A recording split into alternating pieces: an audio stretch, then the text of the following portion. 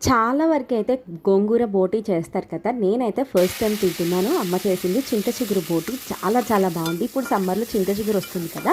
So, చాలా easy. First అయితే బోటీని clean చేసేసుకొని మంచిగా పసుపు, ఆయిల్ వేసుకొని బాయిల్ చేసి పక్కన పెట్టేసుకోండి. తర్వాత కళాయి పెట్టేసుకొని ఆయిల్ వేసేసుకొని అందులో కొంచెం పుదీనా, ఉల్లిపాయ, పచ్చిమిర్చి, అల్లం వెల్లుల్లిపాయ పేస్ట్, గరం మసాలా కూడా వేసుకొని ఉడికించుకున్న బోటీని అయితే వేసేసుకొని మంచిగా వేయించేసుకోవాలన్నమాట.